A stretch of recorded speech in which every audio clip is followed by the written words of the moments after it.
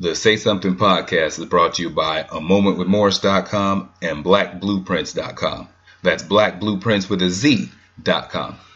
I'm Jermaine Morris here with the one and only Mr. Barry Accius. Yes, sir. We are bringing you the newest episode of the Say Something podcast. Say something, say something, say something. Where we come together, get together, stand before the congregation and talk about what's happening out here in the life out here in the traffic out here in these streets. In these cool, cool, cool streets. Cold out here, even going into the cuffing season. Well, it's not really too cold right now, but we'll talk about that later. Yeah, it's cold out here. It's cold. It's always cold in these streets. Taking you to episode number 88. Booyah! Hit you with that Tony Gonzalez. Michael Irving. Hit you with that Michael Irving, the playmaker. The playmaker. I only said Tony because he went to Cal. You're one of those Cal guys. Yeah, and so you always like to highlight what's going on out here in our history, changing our narrative, and not even necessarily just changing it, but setting it. A moment of excellence with Jermaine Morris. So this comes from a discussion I had with some friends. And I had made this point and they thought that I was crazy. And then I'm going to throw it to you and see how you feel about this. So this is a group of individuals who came together. And we had discussed one of the members previously. But I don't think that the group as a collective gets a nod. Because I had made the argument that this is one of the most successful R&B funk groups of all time. Mm-hmm. And I was told that I was crazy. And then when I was like breaking it down to him, I was like, because when we say that, we always talk like New Edition or just say the Jackson 5. But really, that was just Michael. That was Michael and some substitute teachers. Facts. But so for this group, they were originally known as the Original Seven. And they are known for creating a sound which blended soul, dance, funk, and rock and roll. In an era where that wasn't the case. They were all about live instruments, harmonies. They were about, party music and getting stuff together. They've had several members of the group who went on to do phenomenal things. So that's why New Edition gets the nod, because you talk about when you break them apart individually, all the success that they had. Bobby Brown's individual success, Johnny Gill's individual success, BBD, even Ralph Tresvant was a man with sensitivity. You need a man with. Okay, go ahead. Yeah, he was even a stone cold gentleman. Yeah, that was he was a stone cold gentleman. So this group, as a group, sold maybe 1 million copies. Collectively, 250 million. So as a group, we bringing NSYNC on our stage right now. So as a group, these guys don't really get that much credit. As a culture, we give them a head nod and we look at them. But I just wanted to highlight these guys for what they did individually. Members of the group you may have heard of, other ones you may not. They came out of Minneapolis, Minnesota, and created what is known as the Minneapolis Sound. St. Paul Roberson, he played with the Steve Miller Band, a bunch of other groups. Jesse Johnson, who was just a beast on the guitar. Jerome Benton, who was more so known for his personality than in anything else. Jimmy Jam and Terry Lewis. Prince. And Morris Day. Shout out one time to The Time. Oh, really? And why I like them is because as The Time as a group, they kind of get thrown into discussion. Yeah. But Jimmy Jam and Terry Lewis or what brought you the SOS Band. Is what brought you Janet the way that you know Janet. SOS Band was that movement. Did it. And the work they did with TLC, with Earth, Wind and Fire, Johnny Gill, Mariah Carey, Boyz II Men. They brought so many hits that most people don't know they was attached to. Shaka Khan, like a lot of hits for over 30, 40 years. Prince is the one who gets the most shine for what he did as an individual. But people think at the time, they think of Morris Day. In the hair and the suits and the Oak Tree, Jerk Out, Jungle Love, but I think But what I think is important is to show that as we can have, you got guys who were like Prince, who was an individual and a standout who was great. You got Morris Day, who was flashy and a personality that most of us remember if you remember of the era. You got Jimmy Jam and Terry Lewis, who were just beasts. And went out there and just got it. And you got journeyman, you got Jesse Johnson, all those guys who played music and were just giants in what they did as individuals. And I think sometimes as a collective, we're running with people, we get in groups, and sometimes we're not necessarily overshadowed by the group, but we sometimes we need to go out on our own to really tap into how great we are. Yeah. And so I just wanted to give them a nod because, though a fan of what they did as a collective, and they only get highlighted as an individual, they still started together. And if you ever ask them, they're all still the time. Okay. They treated Prince like he was a member of the time. Yeah. Prince was never Prince. Prince was, if you ask Morris Day and them, they talked to him like they was just on the basketball court back when they was in high school. And that camaraderie / beef, the rivalries that went on, I just think that I would love to see a time movie. Like when they do these biopics and stuff. That would be dope. It would be, pre-Purple Rain in what they look like. But I just thought that was a group of where I saw a bunch of dudes who had an insane amount of talent, and they weren't always rushing to the forefront to show their talent. Like most people know what Jimmy Jam and Terry Lewis looked like because when they were playing in the band for some of Janet's videos, for the Control video or for something like that. But just we do so many great things, and some of us don't ever make, we don't make it about us. Yeah. We got people who are phenomenal at what they do, and they spend their career for the greater good, or helping somebody else elevate, or helping somebody else get to what they're trying to get to. And I think it's just important that you give a head nod to them too. Them folks out there too. Yes, sir. I believe it. Yeah. Lots happen out here since we get together. Yeah, man, too much. A lot of personal things. I done screwed up my toe, but it's all good. I'm back on effects. You know what I mean? I was out for a little bit. Did you sprain it? Man, I just ingrown toenail type shit. You the third person I've heard of in the last 2 weeks. Crazy, bro. Like I didn't even know how important your toe was until I found out how important your toe was. Like, real shit. I was like 2 weeks before, and I'm the type of dude that I gotta be damn near dead, dying before you bring me to the doctors at the hospital, because I just, they just do so much unfortunate things. I just hear so many stories. Someone was like, well, I had a funny time breathing, and they go to the hospital 2 days later, they're dead. Yeah. You know what I mean? So I always try to do what I can do with all of the natural remedies, but this wasn't going nowhere. And it just kept on getting worse and worse. And my daughter's like, dude, if you want to keep that toe. Yeah. Then, big toe? Exactly, my big toe. And then shouts out to MJ, connected me with her people at this little facility. $10, got in, they took it out, and, kind of had a bandage, sat down. When you are so busy moving and grooving the way that I do, sitting down for 2 days, even though you need to do it, because a lot of times we don't, it's almost... I cannot imagine myself being locked up.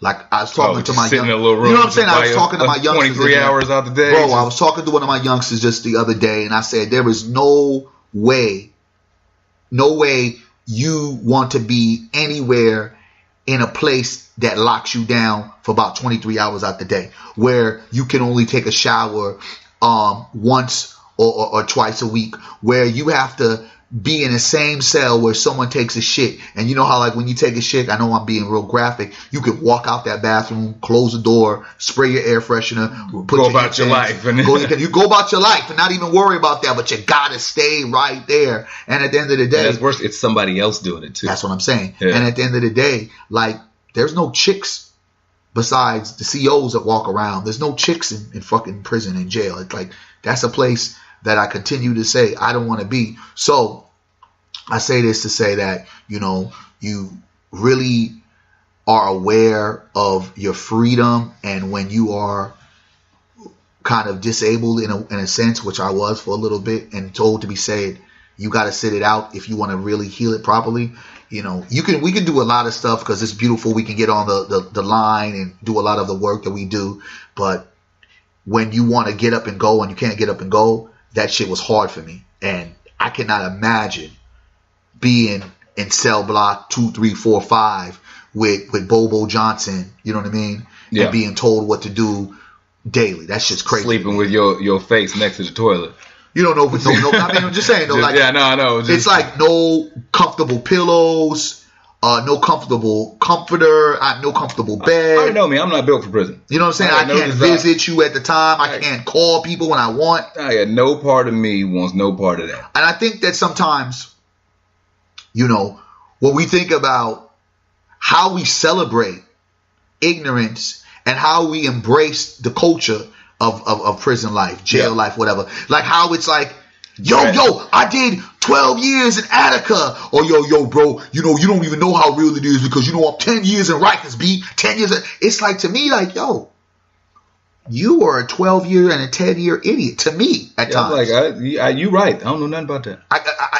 And the way we glorify the person that is in the lockup or sat there in a sentence and did his time, and I'm not advocating about folks snitching and doing all that, but to me, it's like, I think we should celebrate more of the people that never went in. Like, you know what I'm saying? Especially the ones that have done the dirt. Nothing. You don't know nothing about exactly, right? You don't know what you're talking about. You know what I'm saying? Like, we should celebrate the ones that dodged it like it was playing dodgeball and never went in, because Lord knows that I was always 2 steps ahead and 1 foot in going into the place. You just square. You ain't never put in no work out here. You ain't never do all this. A badge of honor should not be going to prison or going to jail, dog. I'm telling all my young people listening, all the folks, and this is not knocking folks who've had to do time. Salute to the soldiers that's locked in and getting out, because I've had plenty of them that have. But they all tell me ain't nothing there. It's not, and also keeping with that is the folks out there, because we do recognize the system for what it is. Like the shadiness and the nonsense that goes on, that there are a lot of people who are locked up who shouldn't be, and there's some who should. Like let's not act like there's some folks out there. Everybody didn't get a raw deal. Mm-hmm. Like, I remember going to jail because I wouldn't shut up. Apparently, I didn't know how to close my mouth dealing with a law enforcement officer on a given night, and so they decided to put me on timeout. And so I understand how you can get there without breaking the law. Mm-hmm. But it's and in my experience, that's why I was like, this ain't for me. I'm cool. But this need to what we glorify, mm-hmm. what we hoist up, what we think is important, like the need for, that you got to earn your stripes in the street. Mm-hmm. Like, it's maybe because I come off as the old dude or whatever. Like, it just sounds crazy to me.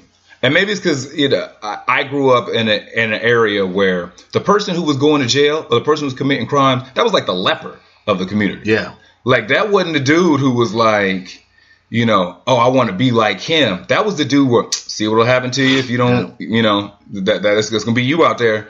That's going to be you sitting out on the corner. Yeah. That's going to be you getting arrested. Go to school, listen to you. And, when we tell you to do something, this is why. Like, we didn't grow up in an environment or an area that glorified the hustler, that glorified the gangster, that glorified the gangbanger. Gangs didn't really come around to where I lived until going in the early 90s. And I think by then I was old enough to have already formulated a good base, mm-hmm. So it wasn't something that was influencing me. Those were just kind of like the people over there, but I don't know. I think we these influences that we get, the movies that we watch, the TV shows that we have, all the stuff that puts these images and this information in our head. Also in that time period in the 80s, we had, family sitcoms. Yeah, we did. We had, family movies. Going in the same era, the early 90s, where I would sit there and see, gang influence starting to show up on TV or show up in front of me. I had a different world. Balance. School days, Family Matters. Yeah. You know what I'm saying? It's balance. And I think that's what we have no longer been able to kind of fall back into, is that balance where it was a little bit of this and a little bit of that, and it really showed us in a whole lot different light compared to just showing us in one light. And that's why, you have artists like Tekashi 6ix9ine, right? Who, for those who need an update, he done sang like a bird. Yeah, I said he's gonna be home by Christmas. Yeah, I remember when all that stuff happened. I said he's gonna be home by Christmas. Right. Let's just to give update and the things, because we haven't been on the show because we've been doing numerous different things. So shouts out to all the people that stay, hitting us up, asking me like, "Yo, when's the show coming back? What y'all doing? Did y'all break up?" We will never break up. This is my brother for life. He was doing his thing. I've been doing my thing, and our schedules have been like convoluted. This dude's been doing more traveling than me, so I ain't gonna even talk about it. It's my travel schedule, but as he travels, and I've been doing a lot of groundwork just to make sure that things are in place. we can't do the show at the times we want to, right?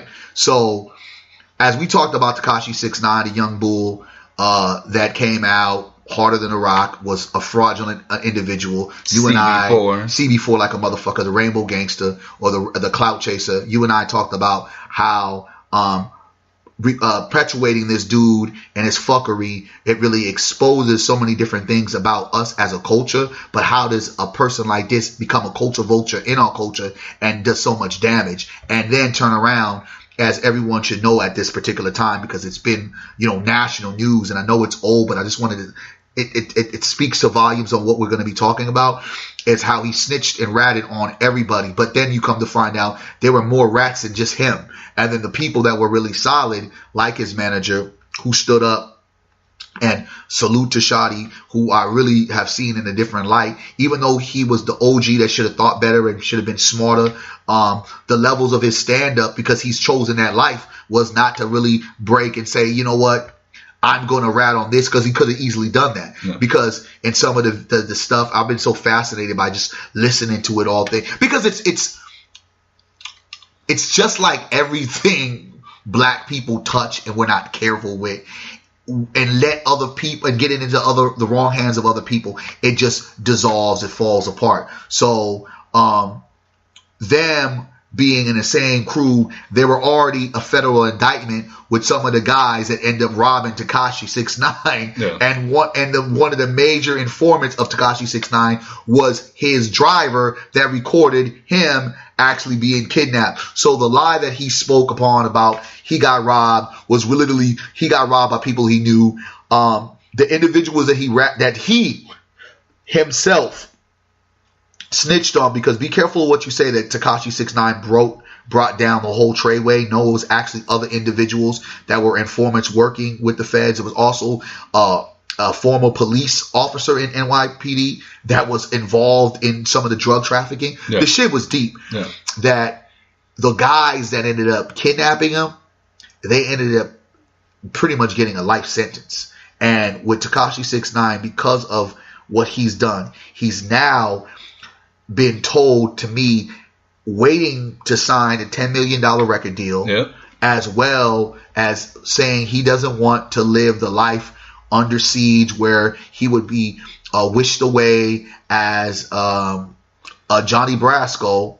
Yeah, the witness relocation program. Witness relocation. Tattoos off your face. He wants to be out in the streets. He wants to get money. So I feel like this culture, as we talked about it in one of our last episodes about clout chasing and street cred, clout chasing is a lot more heavier than street cred would ever be, because how does a man who snitches on individuals, regardless of how it played out, regardless if they were trying to kill him, he chose this life. He did a lot more than just sit back and just become a victim. He was definitely a shot caller in a lot of the things that they did. How does a man can sit there and do what he did and really confidently say, I'm ready to get out sooner, as well as have a record deal, and as well as act as if he ain't going to get a target on his head? I don't understand. And look at it. He's the one non-black dude that came up in the crew who, when all this stuff goes down, all the black dudes around him are going to prison, and he the one dude that's not. Yeah. Like, he the one dude that's getting a check and trying to come out and get his Duval on and live his best life. Yeah.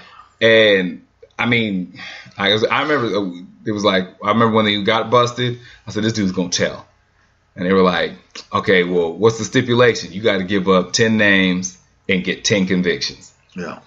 Everybody you snitch on, we got to be able to make it stick, and you can go home. Mm-hmm. And he got to singing on some Lenny Williams, and I'm snitching. Yeah. And he just sat there and he told on whoever he needed to tell on. And he, was it Sorry Negro, I'm trying to come home? Yeah. Yeah, he straight got his snitch on. And my thing is he going to be embraced? Culturally, is he going to be embraced? Yeah, it's because these kids don't care about that. That's crazy. Because here's the thing about him.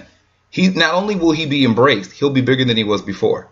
Because when he comes out, he will be the epitome of, I beat the system. I beat these gangsters. I beat the federal government. I beat all these charges. They're trying to give me 50, 60 years. And I came out and got paid. And what he needs to get is exactly what he deserves. And I ain't saying what I'm saying, but I'm saying what I'm saying. Yeah, but it has to, like, if he walks back. Oh, he's going to be the OJ of this generation. No. If he walks back and is able to do business as usual and make hits, I'm not saying that he won't try. Yeah. But if it's like charting, if it's like boom, I understand the fascination of everybody paying attention to the interviews. I get that because I'm going to tune in. I want to hear what this little motherfucker got to say, right? Yeah. And dissect it, and we'll talk about it here on our Say Something podcast. But if he turns around and he wins the victory and I got all my fans back and I'm more relevant than I've ever been, this is going to speak volumes to where this hip-hop industry has become and where we've gotten to, and it will speak volumes to what we are allowing ourselves to consume. And if we're allowing ourselves to consume bullshit like that, I'm just done with hip-hop altogether. He'll be the troll of the century. Bro, it can't happen. Because I'm just like looking at it for what it is. This is the dude who is trolling everybody, all that. You get busted by the federal government, and they're trying to give you speed limit years. Yeah. Freeway, interstate freeway years. And you walk away with a check, bro. You were the troll of the century. There will not be somebody who beat the system like this since OJ. He will be this generation's OJ Simpson. They will have to revamp and retool and relook at how. But OJ never snitched though. No, but I'm talking about how people felt about how somebody who there's no way you should be out got out. Mm-hmm. Like the outrage that all them folks had, like he's a killer. He needs to be like that's Tekashi's gonna be this generation's OJ. They will mark this in he beat the streets and the law. Mm-hmm. He gonna be out there because I think that these representations are they matter because these kids he got a following. I honestly couldn't tell you one Tekashi 69 song. I don't know the name of one song he's done. I couldn't spit no Tekashi bars. Like I just don't know him. But he's got a cult following of people behind him who are riding for him, and he'll be welcomed back into the graces of those people because they don't care about that stuff anyway. Well, I guess he will be embraced, but he should not be able to make any money. He should not be relevant. He's gonna get his talk radio. He'll be having his appearances because people will be interested, right, to hear the story. I'm interested to hear, and I want to feel and hear what he has to say if he's going to come off with this gangster bravado because we know it's not real. I want to hear what his mindset was. It's going to be fascinating to hear that, but for him to get back, if he gets a hot song, no, I don't give a fuck about that shit. No. Not you. What's considered a hot song? No. If he puts together something that if you didn't know who he was. I don't like the dude's voice. No, but I'm saying if he put together a song that if you didn't know it was him, maybe not you specifically, but a song that he ain't speaking to us. Yeah. You know what I'm saying? He's not speaking to 40-something grown men. So if he puts out a song that fits the climate and the culture, that they're like, okay, okay, and then it just happens to be him. Let this little individual get a Billboard award. That's gonna be crazy. Get a Grammy nom. That's gonna speak volumes, dog. I mean, and like I said, anything can happen because until Surviving R. Kelly, folks are still into R. Kelly, and I'm saying even after seeing Surviving R. Kelly, grown ass women were saying kidnap me, all the shit. So I'm saying the reality is a reality that we live in. But I believe that this is a whole different situation. This dude was on the stands. This dude perpetuated a lifestyle that he really didn't know nothing about. He didn't want anything. He benefited off of it. Lives have been destroyed because I don't think that any of these individuals would have went down the way they went down if it wasn't all connected to Tekashi really being the voice box of their terroristic acts. Yeah. Not saying that some things weren't going to happen, but that's street justice. Let the streets be the streets. But when you have a bozo the clown, silly ass, I can't call him a Negro because, he's Hispanic, but let's call him silly ass Negro for this day because he was hanging out with Negroes.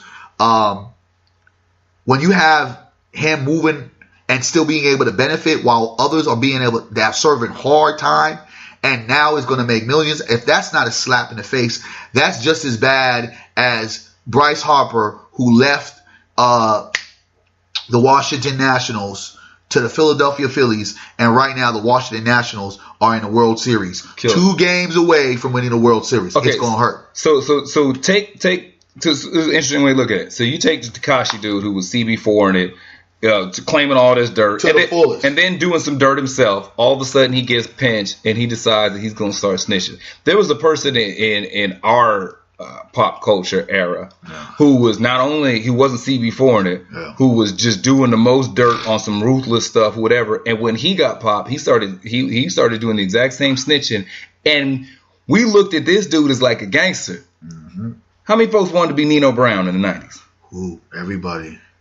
Nino take over the Carter. Nino sing him a lullaby. Nino cancel this, like the same Nino Brown. Still.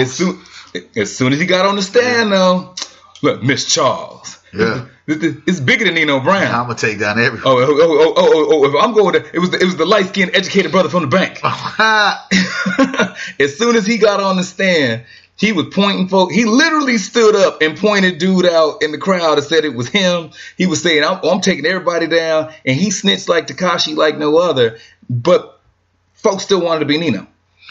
I think that because Nino Brown was a character that you love to hate, and then in reality, we saw the ruthless side of Nino. We knew that Nino was the one that built the Carter. We knew Nino got down, got busy. I mean, come on. This is the same character that you still loved, and that he literally, you thought he was trying to save the girl, but when you watch it, you're like, wait a minute. Use that little girl as a bulletproof vest. Yeah, use this girl as a fucking, you know what I mean, a shield and shit.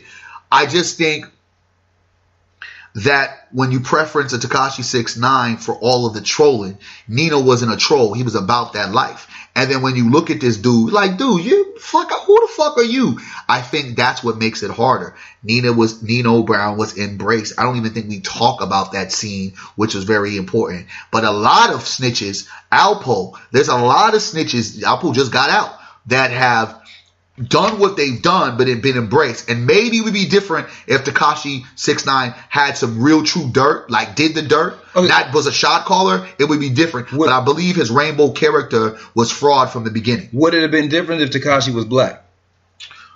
No. And what I mean by that is that we don't see ourselves in Tekashi. Not at all. There are so many people. And I'm gonna say that I love New Jack City as a movie. Yeah. Like I mean, damn near quote this movie verbatim, like just on so many levels. But Nino Brown as a character was a piece of just. But at the same time, some folks could relate. I don't think that with Tekashi 6ix9ine, he was relatable. That's my point. Was a clown. He was always a clown. But that's what Nino came off cool. So what I'm saying is, so if Tekashi were black, and he didn't have the rainbow hair and the different color. If Tekashi was 50 Cent, because for a lot of their antics are the same. Mm-hmm. Tekashi is a student of 50 when it comes to trolling and all this extra stuff. So if the stories had been identical, except it was 50 Cent instead of Tekashi, mm-hmm. and at the end of the day, 50's like, I ain't going to prison for none of y'all. Yeah. And I'm just gonna snitch on whoever I need to snitch on. And I'm gonna be home by Christmas. Well, we feel the same. I mean, allegedly 50 Cent did snitch. Well, I'm saying, like, if I think that what it is that Tekashi, the Latino kid, corny as shit, no kind of nothing. There was no swagger to him. There's nothing.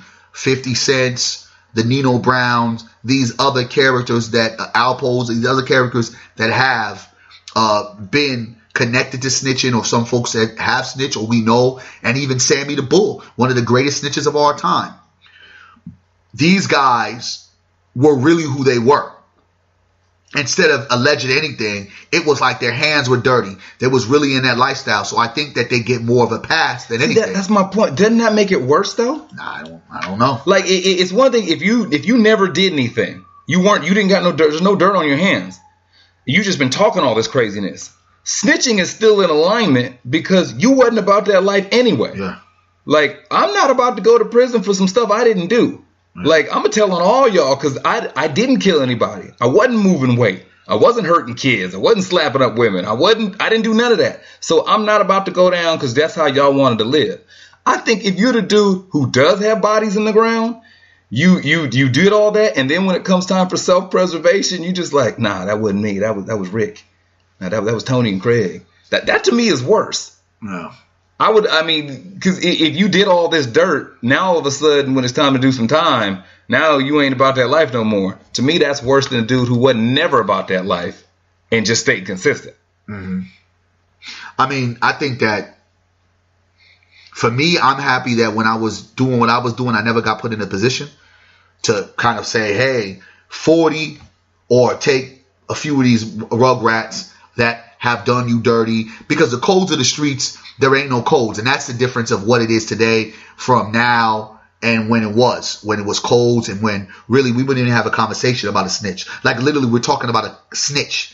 Yeah. A snitch is getting more glorified than the guys that actually did the work, right? The snitch wouldn't even be operating conversation because he wouldn't be operating, right? That's kind of like how it was back in the day.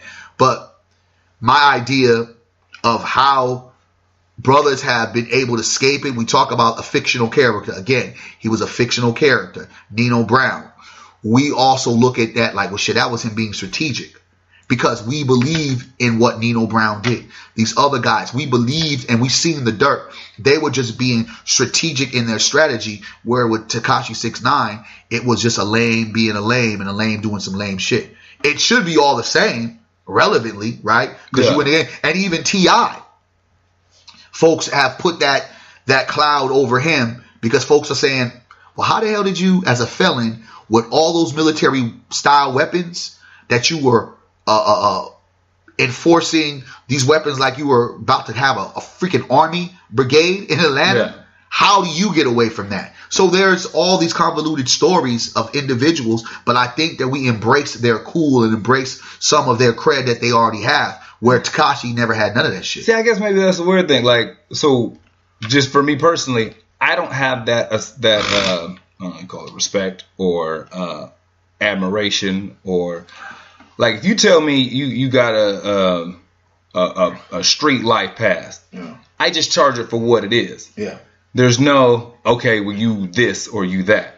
To the same as if you told me I ain't never done none of that, I'm okay. That's the same too. Like there's no, like when I look at Nino Brown, I'm like, I look at the movie, I look just character, and even though he's a fictional character, there's Nino Browns walking around the face of the earth, you know, who either in some part or a majority of the things that he was involved with, they do.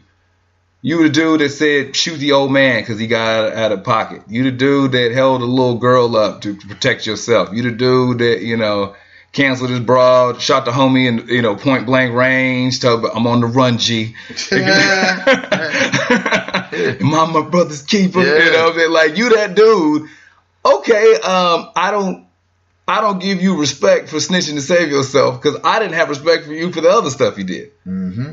You know, and I think that just maybe goes to influence and goes to, you know, what we find important and what characteristics we draw to. Like in this generation now, trolling is a badge of honor.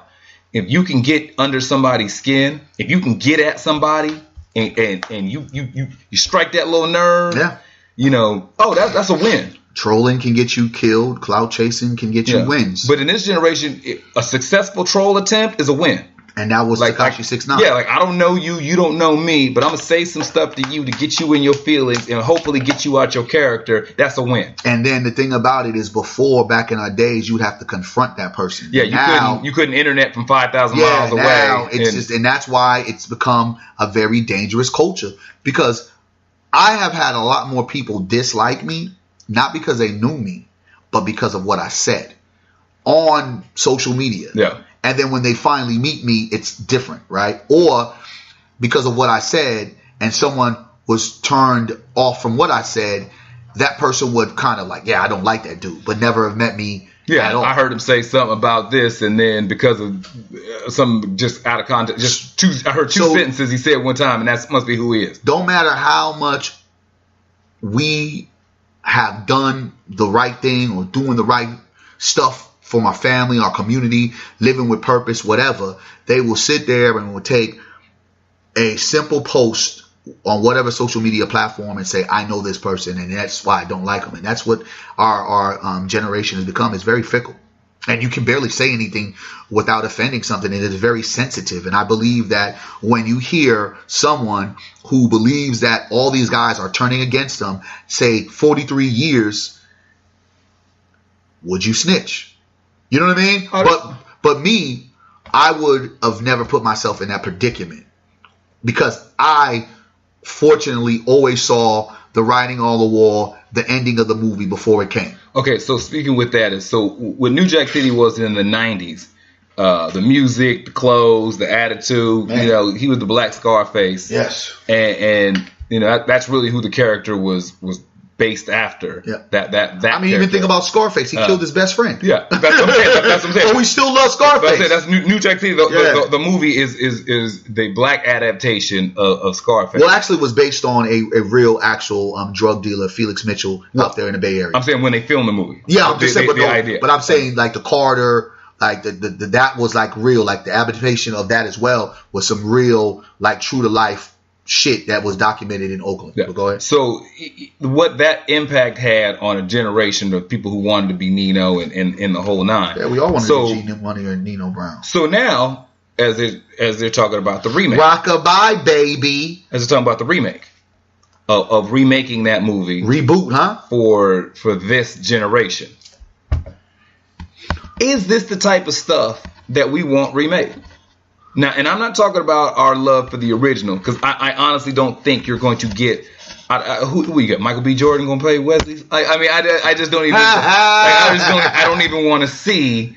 I think Van Peebles struck gold on that one. Yeah, I think he swung, for the fences and nailed it out the park with the casting, with the dialogue, with the culture, right? With when they showed up when they the opening scene, when they showed in the Jeep, came out in '93, right? Yeah, like I think he just hip hop culture was still being embraced. The soundtrack, it was a blend of hip hop and R&B to infuse New Jack Swing. What was it? Troop that was singing, and then it went to Levert and then. Yep, Troop. It was Troop and Levert together.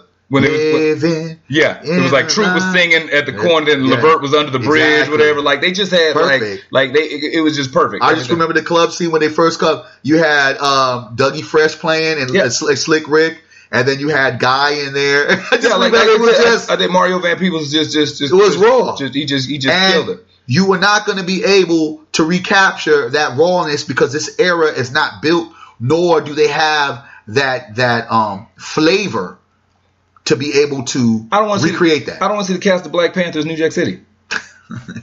Because that's who it's going to be. Everybody who's working right now, black actors of relevance who was in Black Panther will be the cast of New Jack City.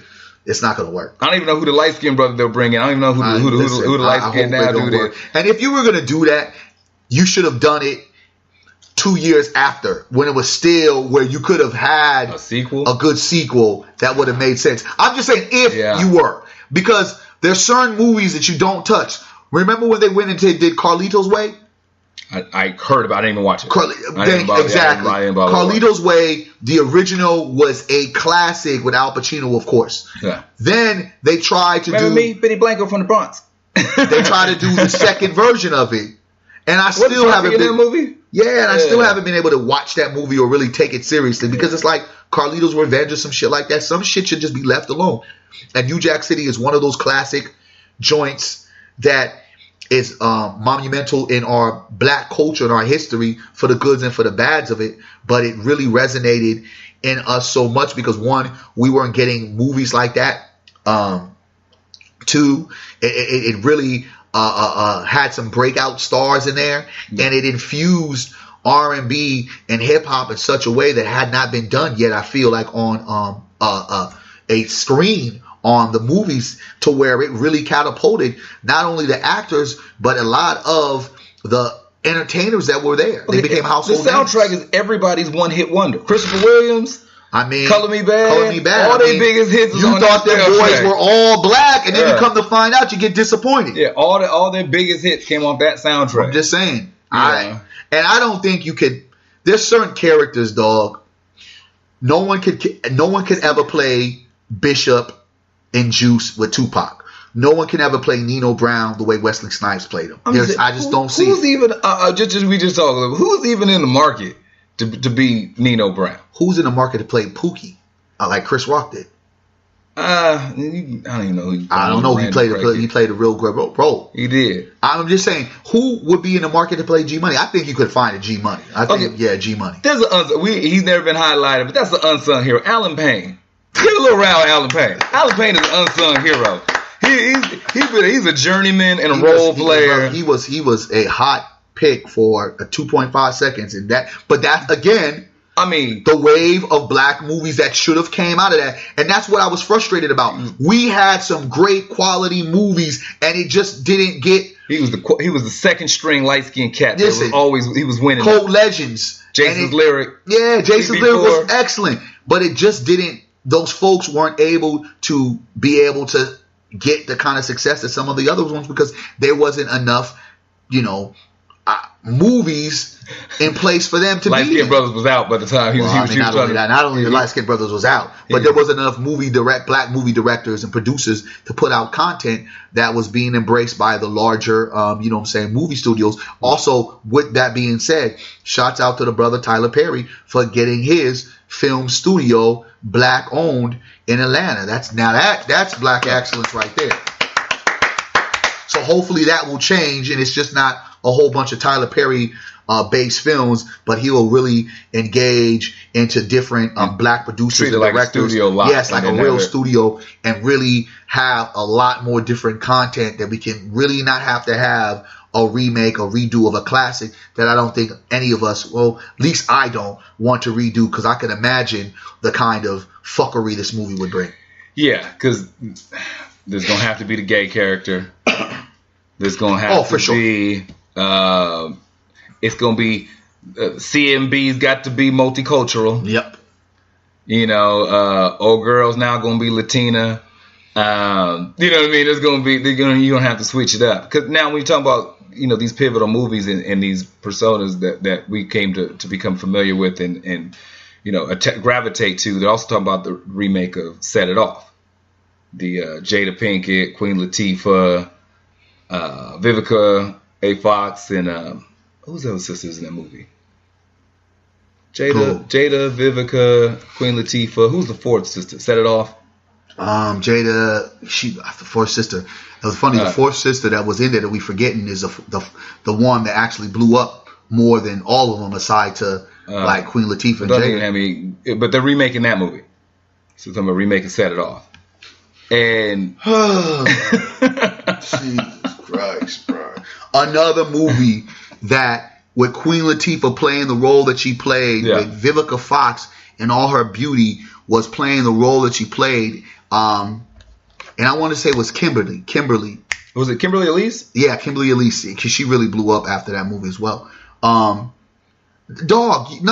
because you should have made the freaking sequel when Jada Pinkett left off and was on that freaking on the bus. On the bus, you should have did it 2 years after. Don't remake it now. Yeah, Kimberly Elise. I'm kind of upset that they're even talking about a Beverly Hills Cop remake. I'm kind of upset that they're talking about the Coming to America remake, because I'm thinking to myself, why didn't you do it when it was hot, or the moment where we were still like in tune to it? Okay, so I think the Coming to America thing, it makes a little more sense if the premise is Eddie with a grown son. So if Eddie's to be he met his wife in the first one, this one his son is grown. Mm-hmm. So you needed to have at least, you don't have to wait the full 20 plus years, but you needed to give some time if that's really what you want to do. If you're aging everybody, because they brought back, I think, 95% of the original cast. Wow. So it's like everybody's going to be aged that difference accordingly to do this movie. So that one I understand a little more than the rest of them. But redoing Beverly Hills Cop, the new Bad Boy movie, another Set It Off, another, Bad Boy is a little bit different. I can kind of feel Bad Boys. Okay, first off, y'all been doing this for 25 years and ain't nobody got a promotion. You know what I'm saying? Like y'all been detectives for 25 years, ain't nobody made captain. Man, you know what I'm saying? Right?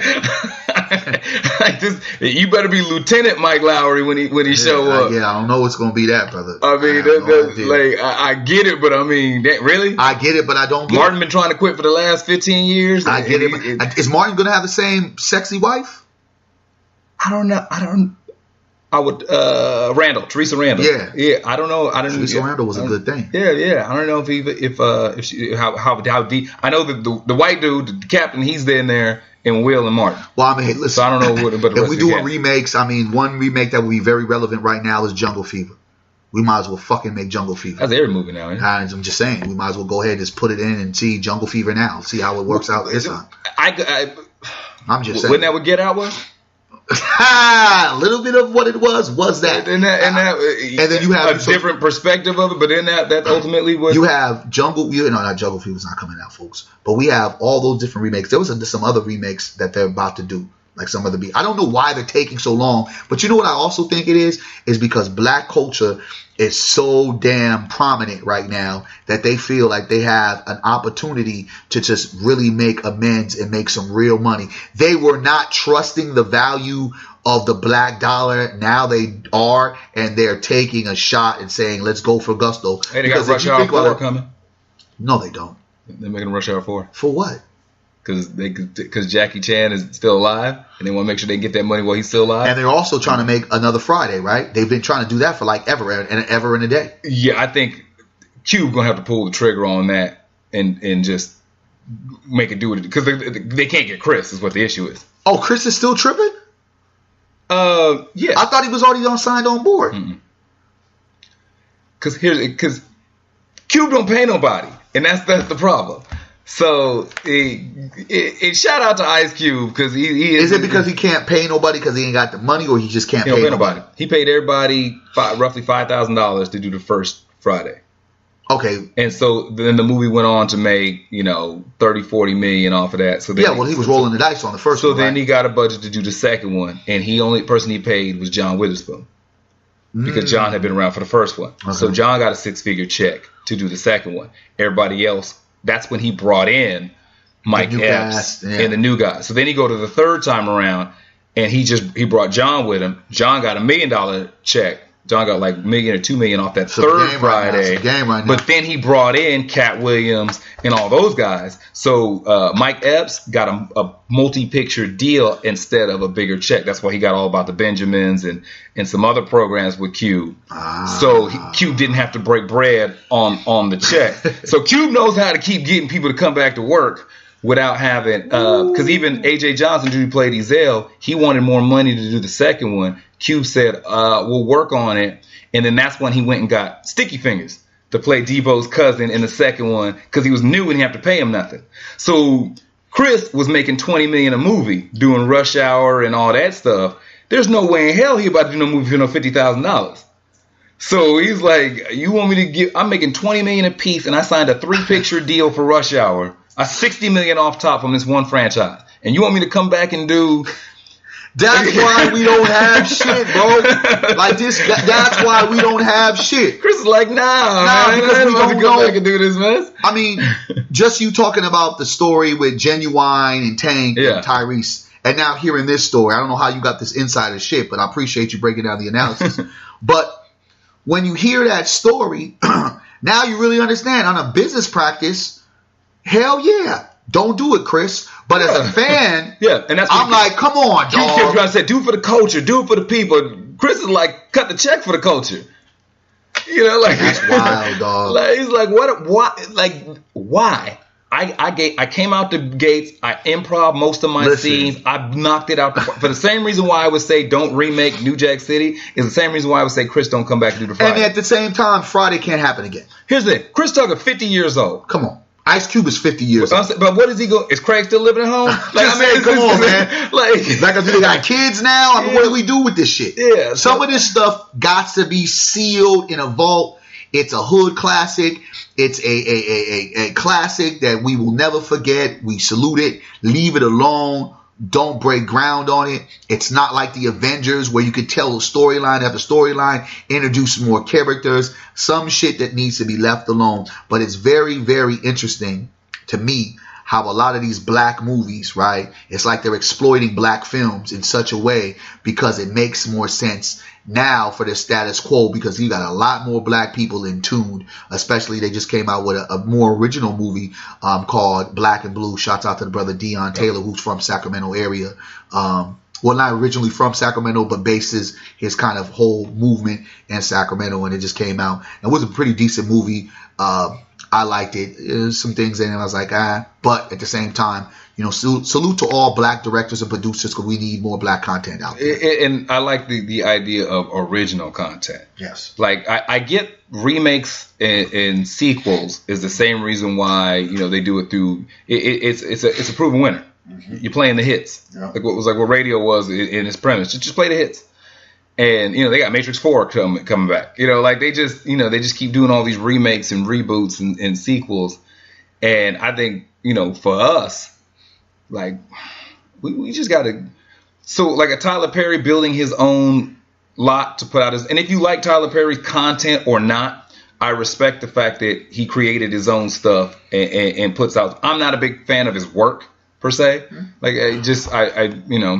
but. That's all it is. Yeah. I can respect the craft that he puts together, the hard work, the diligent effort. Yeah, I'm not. There's a lot of stuff I could throw away, but there's a lot of stuff I'd rather keep, and I'd rather see this big power move in a time of where we're constantly begging to fit in, whether it's the Oscars or something else, where we have a black man that said, I want to be revolutionary. I want to have my own big film studio, because Hollywood wasn't allowing us, right? Hollywood was only allowing, okay, Eddie Murphy, we're going to give you a chance. Yeah. We're going to give you a chance right now, Bill Cosby. Sidney Poitier, we'll deal with you. I mean, you had to get chosen, and some of them, bit the Holy Grail, so to speak. And when you have to do that, when you can't align yourself with folks being able to tell our own stories the way it's being told in a true sense, not watered down and not shaken up for Hollywood, for Hollywood's eyes to kind of appreciate or value. To me, we have to be in charge of telling our authentic story, and that's why it's good that Tyler Perry made that move. Okay, so on the business side, so we can sit there and say in this conversation that we understand why Chris Tucker wouldn't come back and do Friday. Like, why are you going to take that much of a pay cut? Stupid. Just because. And then you're not getting anything on the back end. Yeah, and so then, and even then I could say I respect Q for trying to keep your bottom line low so you can maximize profit to get you other opportunities. Is there something to be said that should you do it for the culture? Like, and what I mean by that is that if you recognize that our representation isn't what it should be or could be, should we be taking losses maybe in the pocketbook for the greater good? And the reason why I say this is because I always had the idea, the narrative music, telling hip hop. Everybody talks about how the Eazy-E NWA deal went south. That Jerry Heller met Eazy, and Jerry made a commitment to Eazy-E to take care of Eazy. And this comes off of Breakfast Club interview. Busy Bone, I think it was, just did his interview, and he said something in there that I had never really thought about, and it kind of goes into this. He said that whole issue where they broke up, the Ice Cube problems, the money stuff. He said Jerry's commitment was to Eazy. Yeah. He took care of Eazy, taught him the game, taught him the business, took care of him. He said the same reason why Dre didn't take care of the Dog Pound is the same reason why Ice Cube didn't owe Mac 10 half of the lot. He said these were business deals, and those guys confused, how tight we were with business. Yeah. So Eazy traded like a business, Jerry traded like a business, Cube and them got in their feelings.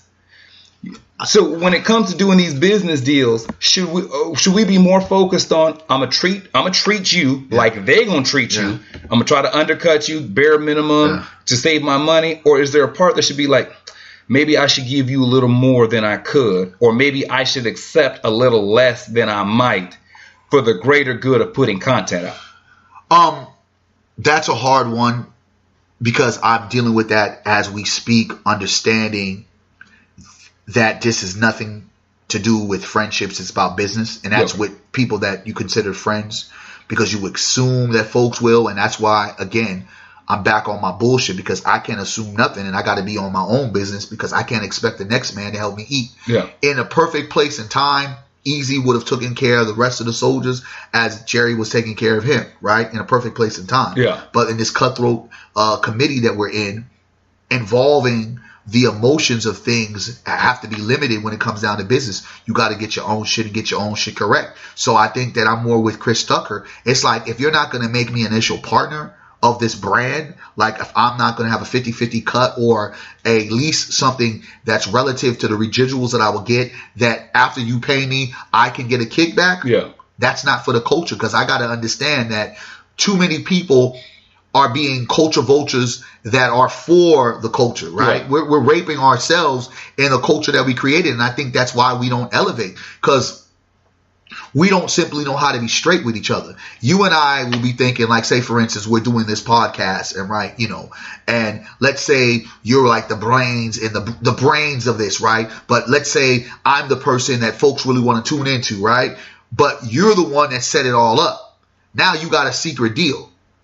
My friendship with you is thinking, okay, you're going to tell me about that. But my business side would be like, hey, everything good? Like, you know, we got anything going on? Yeah. So we can be right with the business. Then we can kind of be like, all right, well, if we do get picked up, it's a 50-50. Or, well, because I did A, B, and C, you know, this is where your cut will be and this is where my cut will be. And I don't think that because we get so in tune to the friendship, and sometimes the fun of it, as well as we ain't making no money off this anyway. Think about it. Yeah. Friday was a fucking gamble. That could have been the first and last movie of Ice Cube. Yeah, Faison Love's interview, he said, right, him and Chris Tucker went to do a premiere. Cube didn't even go to the premiere, this particular one. He said, yeah, Cube didn't want to be attached to this because it's a garbage movie. And Chris Tucker and Faison Love went to the premiere, and they left early because they didn't want to have to listen to the comments of the crowd by telling this is some garbage, would you do it? They left and were heading for the car, and when the movie was over, they heard all this yelling and screaming in the theater. They're like, they booing us in there. Yeah. We run. And they said the lady had to run down the hallway and say, what are you doing? Where are you going? Come back. They're like, well, I ain't going to stand in front of that firing squad. They're like, no, they're cheering. Yeah. They're hollering. They love the movie. They think it's great. So yeah, they you know, Cubes, didn't nobody think they had a hit, you know. Exactly, and I think that's what it ends up happening. It ends up happening. Sometimes we do things that are our hobbies. We do things that we're like, yeah, it would be great if we made it, but I'm just gonna go do it. So the business isn't handled. But then when it does start making sense, yeah. And I've been a part of too many things. What I've learned in my short time, too many collaboratives where there's too many individuals or too many entities makes it a bad collaborative. A collaboration like you and I have, both bringing our brand together, is something more simple because it's you and me having to deal with each other. And if we have to do other things like your lawyer, my lawyer, it will make sense compared to like, well, we got Tony Tucker over here. We got to talk to Janet over here. We got to talk to Libra over there. Okay, so take Tyler Perry. He's got his lot. And now you've got Spike Lee got a movie coming out. Ryan Coogler got a movie. All these black directors and producers looking to do some stuff. Tyler's got the newest movie studio. So essentially he's got the most up-to-date versions of things for a lot. Should he charge you the same, less, or more than what the Warner Brothers lot would be? I would hope he gives a discount. That's what I'm talking about. Like that black player discount. Like if all of a sudden Ryan Coogler's like, okay, I got this movie idea. I want to film. I want to spend my money with you, but you gonna charge me $2 million to film all my stuff here, whereas Warner Brothers is gonna charge me 2.2. Or no, Warner Brothers, everybody's gonna charge me $2 million, and I get to choose. Can you do it for 1.8? We're always going to ask for the player price for the black. Or if Warner Brothers is going to do it for 1.8, should I pay the 2 because it's to you? It all depends on what kind of. You know what I'm saying? Like Warner Brothers right now is a more of a brand than Tyler Perry. But if I'm saying if all things are equal for what we can do, should Tyler? If we're in a position where we're trying to build with each other and all that stuff, I know the first thing we say is I shouldn't give a hookup because I'm black. If you respect my quality and respect my craft, you should pay what my prices are. But sometimes black people really overpricing that. But then if I'm looking at the market and I'm like, yeah, I get that, but you also understand that there's not that many of me doing what we do. Yeah. And if you can get more of us out there, if you drop your price a little bit, you know what I'm saying? I'm just wondering, like, on that. It's a catch-22, and it makes it relatively hard as me being a black business owner and just an entrepreneur as you. Our people make it difficult. And I believe that for me, I just don't market to black people, even though my dominating market is black people. I am very pro-black, but I'm not going to sit there and, give a side eye to other people's money's coming in, because ain't nothing. Because guess what? Just as many black people watch Friday as white people watch Friday. More white people watch Friday. You know, and what they try to do is, I don't know, did Dazed and Confused company came after Friday, right? I believe, right? Before. Did it come before? Before. Okay, so we probably basically looked at Dazed and Confused and sat there and said, let's try to do that. Maybe it's about the set. Dazed. I was thinking of another. I was thinking of with Dave Chappelle. It might have came. Well, Half Baked came later. That's what I'm saying. Half Baked. Half Baked came after, right? And I believe Half Baked was kind of like Friday took a gamble at something that Cheech and Chong did and made popular. So I feel like everything came Dazed and Confused was in 93. Friday was in 95. Okay, so Dazed and Confused first, and then Half Baked. And then Half Baked came out in 98. So it went Dazed and Confused, then it went Friday, then it went Half Baked. So I'm sure Half Baked looked at Friday and said, we can kind of ride off the momentum. Dave was disappointed in Half Baked too. I remember when he came back. He said, you made a weed movie for children. he wasn't happy with the final outcome. And then How High was able to find the momentum from, Friday. So in a sense of looking at what we feel culturally, what we should do as black people, always support, always build, always buy. But sometimes, bottom line in business, this is what we should do. We should never sell ourselves short, but we should always, no matter if we're going to a black person, to a white person, or a Mexican, we should never, ever sell our imprints, our black blueprints, and we should never sell our narrative to where they can dilute our narrative and say, okay, well, we like the movie, but we changed this. You want this actor. It should always say, nah. And if it goes to a point where, well, these are the changes we want. If you want to put your movie out, I say go independent and do it the way so it always remains intact. Because I guarantee you, when Ice Cube pitched the movie to a bunch of studios, they probably was like, hell no. Or like, well, if we can do this, well, let's go get this hot late actor. And he was like, nah, I don't want to do none of that shit. So to me, I feel like black people, we get more later down the line if we remain independent and working with each other. I think this stuff is important, being real focused on the narratives that we share, the stories that we have to tell, working with each other and making tough decisions. It's hard to do it at times, but, we got to get out here and do it for ourselves, do it for the people, do it for the culture. Do it for the culture. Stuff that we have to address, that we got to look at, and definitely something we got to say something about. This has been Say Something Podcast. I'm Jermaine Morris. Where can folks find you online? Barry Accius. Barry Accius, IG, Facebook, as well as Twitter. And, of course, blackblueprints.com and Black Blueprints with a Z, Facebook and IG. All Black Blueprints, baby. I'm Jermaine Morris on Facebook. Every other social media platform is at JMorrisCEO. This has been Say Something Podcast. Yes, sir. Yes, sir. Yes, sir. Until next show. Holla. We will holla at you later. Peace.